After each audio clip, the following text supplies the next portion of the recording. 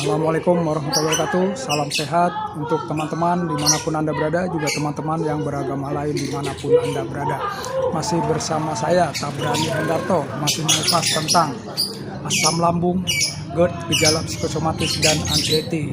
Oke, silakan teman-teman, saya minta tolong di like, di komen, di subscribe, dan ditekan tombol loncengnya video-video dari saya. Semoga menginspirasi, ya kan? Dan juga untuk teman-teman yang sudah like, komen, subscribe, dan menekan tombol loncengnya, saya ucapkan banyak-banyak terima kasih. Pagi ini saya lagi berjemur, ya kan? Berjemur di depan rumah aja, di depan rumah sedang berjemur. Kebetulan mataharinya lagi bagus, ya kan? Ya mohon maaf kalau memang apa adanya, suaranya ya agak berisik karena gang saya itu ya lalu lalang kendaraan, ya kan.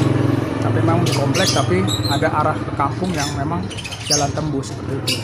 Oke, di video kali ini saya di depan rumah ingin mengupas tentang apa bedanya. Nah, apa bedanya asam lambung GERD dan asam lambung dibarengi gejala psikosomatis dan anxiety. Nah, itu apa bedanya asam lambung plus GERD dan asam lambung GERD tambah gejala psikosomatis dan anxiety. Nah, itu kalau pengalaman saya. Nah, ini sekali lagi pengalaman saya bukan tenaga medis atau dokter. Saya sudah mengalami dua jenis itu.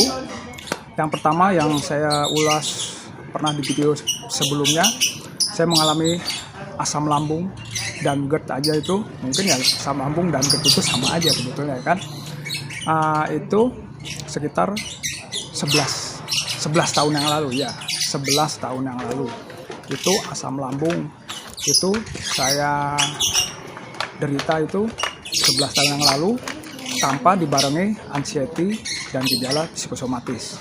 Nah, itu gejalanya ya pasti, ya kan, dada terbakar,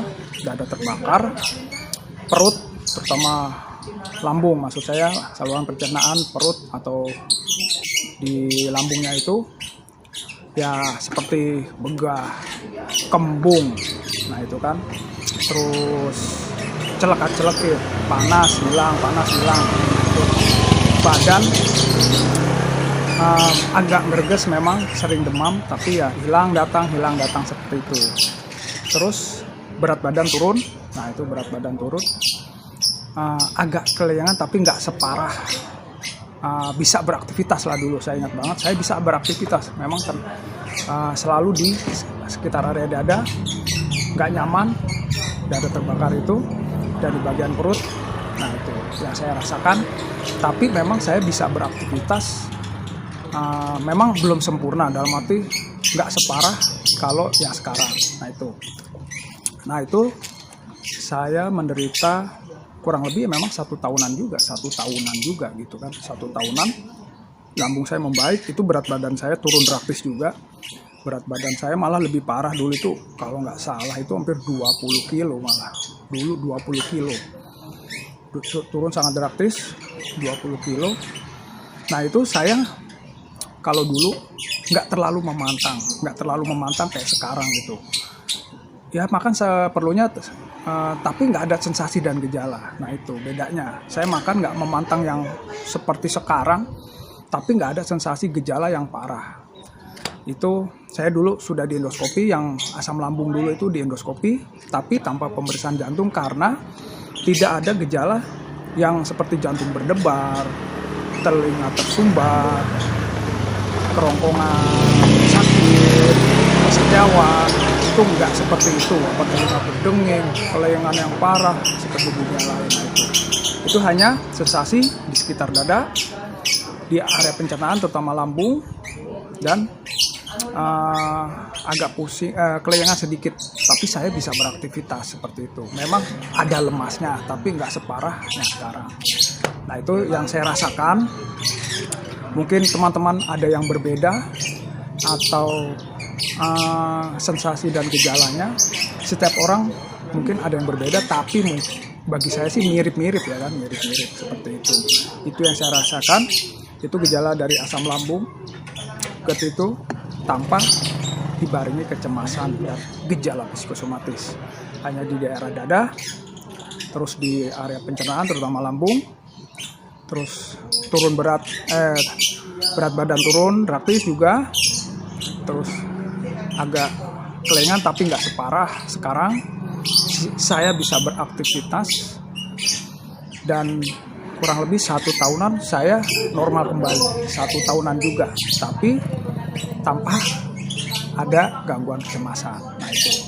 Nah kalau sekarang saya mengalami yang kedua kali, komplit ya kan, asam lambung GERD dibarengi gejala psikosomatis dan anxiety. Nah kalau bagi saya ini lebih berat, dalam arti lebih berat, sensasi dan gejalanya itu lebih banyak. Dan saya mengulas yang kemarin, video-video sebelumnya, saya nggak bisa beraktivitas sampai 2 bulan seperti itu. Memang gejala itu terutama di area tubuh itu lebih banyak, terus terang dari kepala itu sangat banyak, dari kelengan, pusing yang susah hilang ya kan, telinga berdenging, hidung tersumbat, sariawan yang berkali-kali, terus di kerongkongan tidak nyaman, menelan agak susah, leher mengganjal. Nah kalau dulu saya nggak sampai seperti itu. Nah kalau sekarang itu semua dari area kepala itu komplit ya kan, di dada. Nah itu lama juga di dada itu ya kan, sampai tulang belikat ya kan, terus sendi-sendi kurang nyaman berbulan-bulan seperti itu. Terus area pencernaan ya sama. Nah tapi selain gejala tubuh, nah ada gangguan kecemasannya itu. Nah itu yang mengakibatkan lebih dari gangguan asam lambung saja. Nah itu dari gangguan kecemasannya itu yang memang membuat kita agak lama sembuhnya daripada cuma gangguan asam lambung saja, karena ada dua yang harus kita benarkan. Kalau dulu kan cuma gejala fisik, gejala di tubuh saja, maksudnya saluran pencernaan ya kan. Kalau sekarang dari gangguan pikiran kita juga gangguan di tubuh kita, terutama di saluran pencernaan seperti itu. Gangguan di pikiran kita ya seperti pas misalnya ada sensasi dan gejala itu, kitanya berpikir lebih, akhirnya mengalami sedikit gangguan kecemasan. Kalau saya selalu bilang sedikit gangguan kecemasan yang memang membuat pikiran kita terganggu. Nah itu dari pikiran kita yang terganggu mengakibatkan sensasi dan gejala. Nah itu misalnya ada sensasi dari lambung kita, tadi cuma asam lambung, dari sensasi dan gejala itu mengakibatkan sensasi dan gejala baru. Nah itu contohnya mengalami sedikit gangguan kecemasan itu ya misalnya takut mati, karena dari panic attack itu ya kan, sensasi panic attack itu kita yang paling takut ya kan, rasanya memang bukan mau pingsan lagi ya, perasaan kita ya bakalan mati seperti itu. Nah itu yang pertama.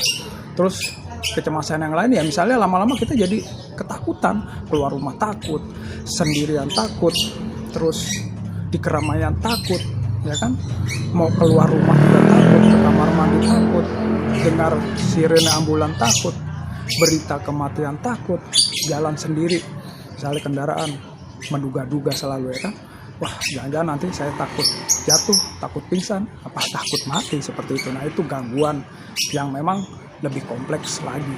Nah itu kawan, jadi kalau menurut saya memang kalau asam lambung saja tanpa dibarengi gangguan kecemasan akan cepat pulihnya ya kan, karena pikiran kita berpikir normal, oh ini ada gangguan seperti ini, itu cepat. Jadi produksi gas asam lambungnya nggak selalu meningkat. Kalau kita dibarengi dengan asam lambung, gejala psikosomatis dan anxiety, nah dari pikiran kita yang selalu stres, yang selalu ketakutan, membuat produksi gas asam lambung kita selalu meningkat. Nah seperti itu. Jadi bedanya seperti itu. Tapi sekali lagi kita berpikir santai ya kan, berpikir normal. Banyak seperti kalian, sekali lagi banyak penderita seperti kalian, dan mereka sudah menemui jalan dalam arti tahu harus seperti apa pola hidupnya, pola pikirnya, pola makannya, dan berjalan waktu banyak yang sudah sembuh. Sekali lagi yang baru pertama terkena gangguan ini atau sedang masa penyembuhan atau mungkin sudah mendekati kesembuhan atau sudah sembuh, ya selalu sekali lagi saya ulang-ulang, dijaga 3P-nya. Terus ya kalau jangan sampai kita udah tahu ya kan pencegahannya, kalau misalnya ada memang kurang nyaman di tubuh kita atau ada sensasi, kita nggak seperti dulu.